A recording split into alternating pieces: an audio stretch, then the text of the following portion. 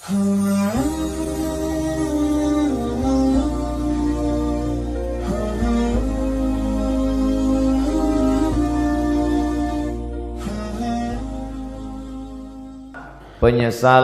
setelah mati. Insya Allah yang hadir di masjid ini tidak ada yang menyesal setelah mati, karena hilanglah penasarannya bahwa sesungguhnya Ustaz Abdul Somad itu ada di dalamnya alam nyata, bukan hoax tapi hak.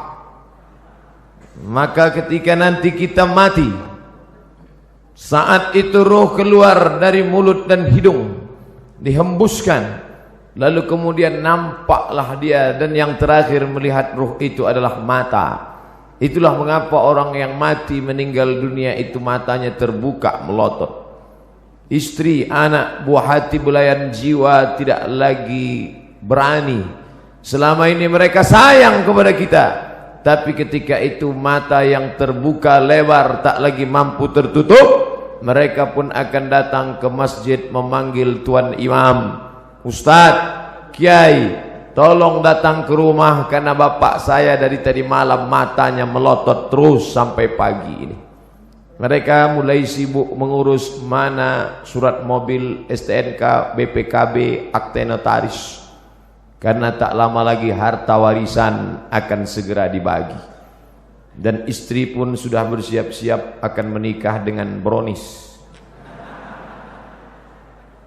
Kalau yang meninggal suami, kalau istri yang meninggal, dia pun akan mulailah menangis sebelah kanan, sebelah kiri dia melirik mana yang akan dicari sebagai pengganti. Dan bahkan belum mati pun dia sudah ada calon pengganti. Kita lah yang akan menghadap Allah Subhanahu wa ta'ala dalam lubang tanah yang basah, tanah liat karena baru saja hujan, disedot dengan mesin pengisap air, tetap naik air karena sedang musim penghujan. Akhirnya apa kata jamaah berbisik, sudah kita ikat saja dengan batu besar. Akhirnya jenazah itu pun tenggelam, lalu kemudian ditimbun dengan tanah. Hari pertama, hari kedua anak menangis. Hari ketiga mereka mulai tersenyum karena mendapat SMS lucu-lucu. Kirim rek spasi lucu, kirim ke 9090. Berlangganan 2000. Bila tidak setuju unrek, sudah di unrek tetap dikirim juga. Hari keempat mereka mulai mengambil remote dan menonton. Istri tersenyum sendiri di kamar, anak tertawa sendiri di kamar masing-masing, karena mereka punya TV di kamar masing-masing. Dan tak lama setelah itu mereka pun mulai membuka laci mencari mana surat tanah, mana surat mobil. Mereka hari Senin mulai ke kantor Samsat untuk balik nama. Kenapa balik nama? Karena polisi tidak mau menangkap almarhum.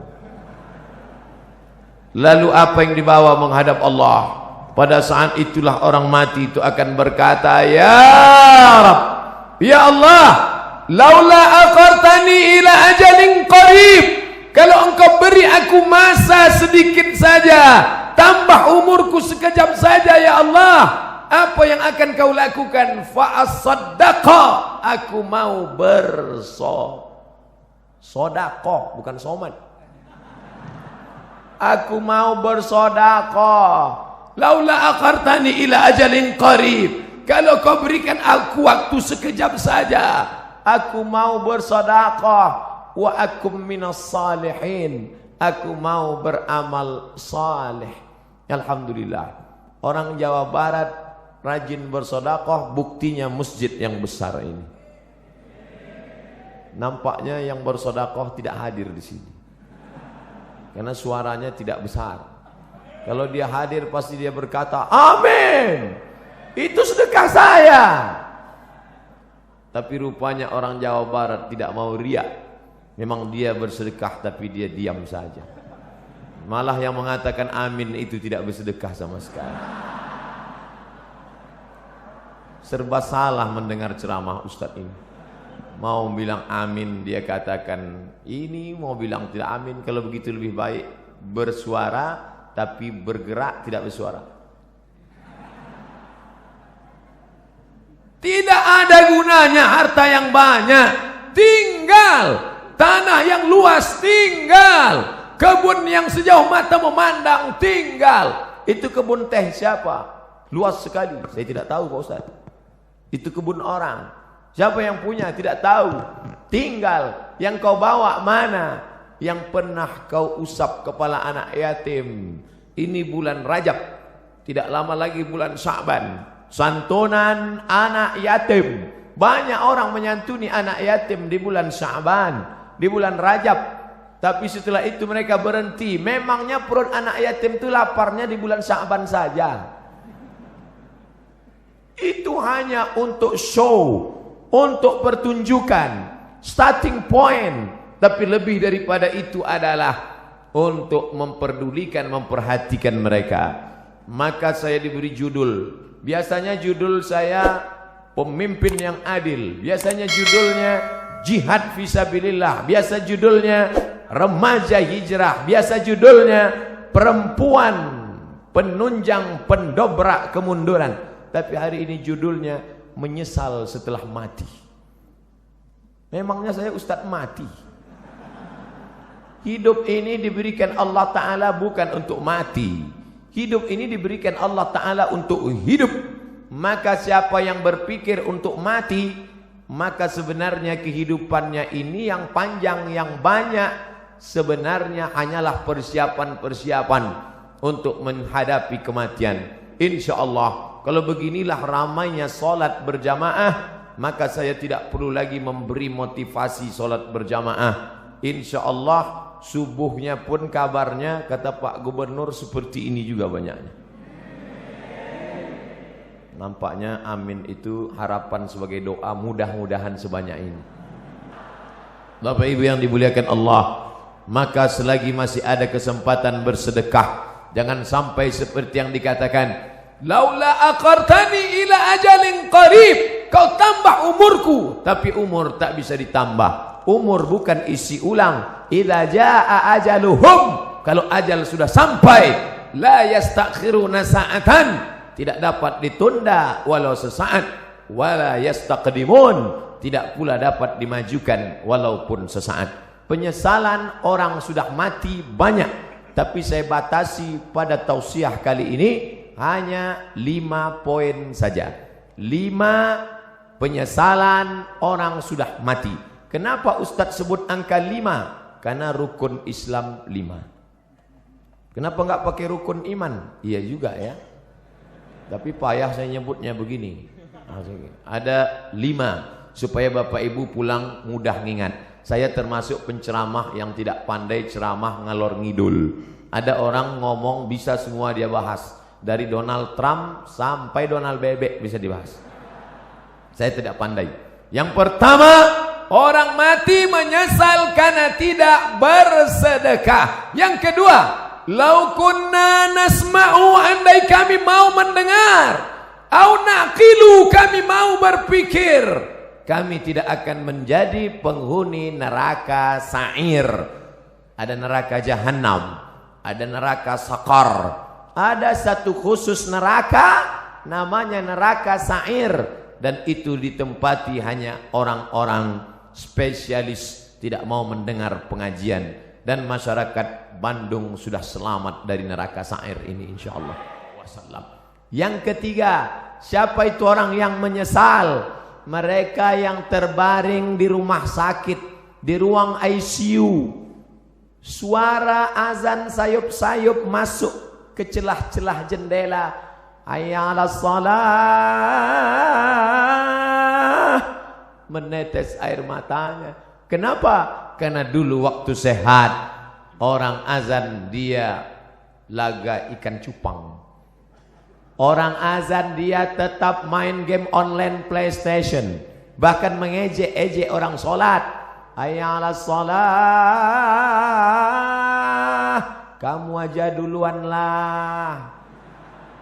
Padahal mestinya dia katakan la haula wala quwata illa billah. Tapi sampai masanya dulu kau berotot tegap, tapi akhirnya kau seperti bunga mekar, layu, kuning, mati. Berapa banyak dulu yang berotot tegap, sebelah kiri tatu ular kobra, sebelah kanan singa. Sekarang begitu keriput, kucing kena minyak. Mana suaramu yang menggelegar dulu? Mana kumis tebalmu dulu? Nanti saya cerita kumis, yang berkumis tersinggung. Mana badanmu yang tegap dulu? Yang tegap tersinggung. Lalu yang mau saya omongin apa? Tidak ada, keperkasaan hilang, tak bermakna. Tapi kalau pernah kau bawa kakimu ke masjid solat berjamaah, wa naktubu ma qaddamu wa asarahum, kami tulis langkah-langkah tapak kaki mereka. Setiap langkah pertama mengangkat derajat, langkah kedua menghapuskan dosa, langkah ketiga menghapus dosa, langkah keempat mengangkat derajat. Ini orang-orang yang di atas ini kenapa derajatnya naik? Karena mereka berjalan kaki datang ke masjid. Karena jalan kaki itulah terlambat, maka naik ke atas. Tapi ada orang-orang yang menyesal di akhirat. Kenapa? Bolak-balik teriakan Allahu Akbar, memanggil, tapi dia tidak mau datang. Allahu Akbar, Allahu Akbar. Yang disalahkannya malah imam. Kamu kenapa enggak ke masjid? Imamnya lagunya terlalu slow. Akhirnya datang imam metal. Allahu Akbar, Allahu Akbar. Tetap juga dia tidak datang. Kenapa? Karena memang hanya mencari-cari alasan. Beragama mencari kebenaran, bukan mencari pembenaran. Tapi cerita masalah solat berjamaah di Jawa Barat, mubazir. Cerita masalah solat berjamaah di Bandung, mubazir. Bandung lautan jamaah, ramai, melimpah ruah. Kalau mau lihat istiqomahnya, besok subuh foto gambar masjid masing-masing, like and share. Foto yang hari ini dari atas, dari depan, dari belakang. Besok subuh foto juga. Lalu besok buatkan gambar banding sebelum setelah. Ustadz ini mengkerdilkan kami. Tidak, ini negerinya para ulama. Banyak ulama-ulama, kiai-kiai, ulama besar datang dari sini. Maka insya Allah kita diberikan istiqomah solat berjamaah ini insya Allah. Laki-laki yang solat berjamaah itulah laki-laki yang soleh. Sedangkan laki-laki solat di rumah, laki-laki solehah. 4. Siapa yang menyesal? Orang menyesal nanti mati ketika hidupnya la yadkhulul jannah, tidak masuk surga. Siapa itu? Qati'ur rahim, orang yang memutus tali silaturahim. Alhamdulillah kita sambung tali silaturahim. Subuh ketemu, zuhur ketemu, asar ketemu, maghrib ketemu, isya ketemu. Loh, kok ketemu terus sama ente di masjid ini? Lah wong saya tinggal di sini. Rumah saya dekat dari sini. Alhamdulillah. Tapi ada orang yang rumahnya jauh, tetap istiqomah ke masjid. Di Mesir, di tepi-tepi dinding masjid disediakan kursi. Kursi 2, 5, 3, 4. Untuk apa? Orang-orang yang tua dibawa oleh anaknya dengan kursi roda, didudukkan. Qad qamatis salatu, qad qamatis salah. Allahu Akbar, Allahu Akbar. La ilaha illallah. Mereka mesti dibawa bersilaturahim. Sebelum sholat salaman. Apa kabar Bapak? Sehat. Di mana sekarang keadaannya? Alhamdulillah. Anak-anaknya sehat, sehat. Istrinya sehat, sehat. Tetangganya sehat, sehat. Menyambung tali silaturahim. Sekarang orang tidak lagi ada sambung silaturahim. Sabtu, Ahad, libur, tidak masuk kantor, tidak ketemu orang. Dari mulai malam Sabtu nanti malam sampai hari Ahad sore hanya di depan komputer laptop. Jempol ini sampai bengkak. Tidak ketemu orang. Sunyi di tengah keramaian. Nenek, kakek, bapak, ibu, paman, anak, ponakan duduk di ruang tamu tapi tidak ada bicara. Bahasa Arabnya la salam wala kalam. Bahasa Inggrisnya silent generation, generasi diam. Andai ada yang mati di situ pun dia tetap juga. Bukan dia tolong, dia foto langsung. Bagi yang kasihan tolong like and share. Kasihan. Ini dunia ini sudah kacau balau. Hari ini kita bertemu bersilaturahim. Mudah-mudahan kita termasuk nanti di akhirat saling mencari karena ingin mengajak masuk ke dalam surga Allah. Ustadz Somad, tolong kenali wajah kami ini satu-satu Ustadz. Kalau Ustadz tidak melihat wajah saya nanti di akhirat, kalau Ustadz tidak melihat wajah saya di dunia, tolong cari saya Ustadz, kata jamaah. Lalu saya katakan, ente kok pede sekali masuk neraka? Jangan-jangan kau lebih dulu masuk surga daripada aku 100.000 tahun perjalanan, saudaraku. Sampai di surga ketika saya tanya, ya Allah, mana anak-anak muda Bandung? Kata malaikat, mereka di VVIP, very very important person. Bersama malaikat dan Nabi Muhammad sudah menunggu ente 100 tahun yang lalu ya Muhammad. Saya panjang hisapnya, perhitungan saya panjang lama. Kenapa? Karena banyak silap dan salah. Berapa banyak ibu-ibu yang marah. Kenapa? Karena sopnya terganggu dengan lewatnya pasukan brigade berbaju hitam tadi. Sahabat UAS, ujian akhir semester. Berapa banyak orang-orang yang teraniaya, yang sakit hatinya tersinggung. Makanya saya tidak mau mencari kalian di padang mahsyar. Lebih baik saya minta maaf di dunia. Apakah Bapak Ibu memaafkan silap salah saya? Insya Allah Pak Ustadz. Begitu cara minta maaf. Undang orang ramai-ramai, minta maaf. Karena kalau kita datang satu-satu ke rumah repot, ribet. Apalagi kalau sampai diobrolin kesalahannya. Pak, maafkan salah saya ya. Salahnya apa? Kemarin saya bawa istri Bapak. Apa? Bapak Ibu yang dimuliakan Allah Subhanahu wa taala, maka sambung tali silaturahim. Apalagi ini bulan Rajab, habis ini bulan Sya'ban, habis Sya'ban Ramadan, sambung tali silaturahim. Biasanya tradisi kita dimanapun di Indonesia, di Jawa, di Sumatera, di Kalimantan, di Sulawesi, di Papua, kaum muslimin muslimat mengumpulkan tangga, sahabat, kerabat, semuanya diberi makan. Habis makan minum, habis minum snack, habis itu cuci mulut, habis itu kata sambutan. Bapak Ibu saudara sekalian, anak-anak yatim menghadapi bulan suci Ramadan ini, maukah Bapak Ibu memaafkan saya? Tetangga yang sudah kenyang pun mau.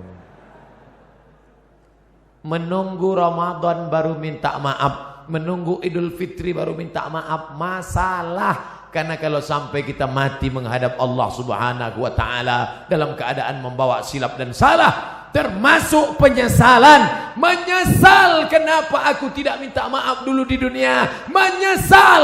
Suami-suami, minta maaflah kepada istri kalau memang silap dan salahmu banyak. Tidak perlu malu. Mama, aku minta maaf padamu. Kenapa Pak? Aku sudah nikah siri. Banyak bapak yang ketawa, tapi ibu, nauzubillah. Bapak Ibu yang dimuliakan Allah. Yang terakhir, apa yang disesali manusia? Yang disesalinya adalah karena dia tidak pernah berdakwah. Hidup pernah, kaya pernah, berkuasa pernah, tapi berdakwah tidak pernah. Dakwah itu ceramah Pak Ustadz, bukan. Ini yang perlu diluruskan.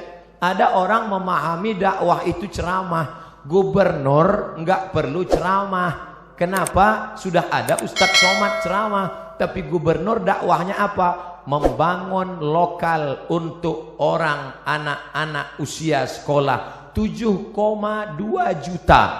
Jawa Barat penduduknya 48 juta.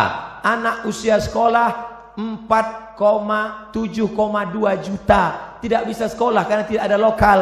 Tapi ketika ada kekuasaan di tangan, menjadi gubernur, bisa dibangun sebanyak sekian ribu lokal. Akhirnya sekarang anak usia tamat yang bisa sekolah dari awalnya 800.000 orang menjadi 2 juta orang bisa tamat. Karena apa?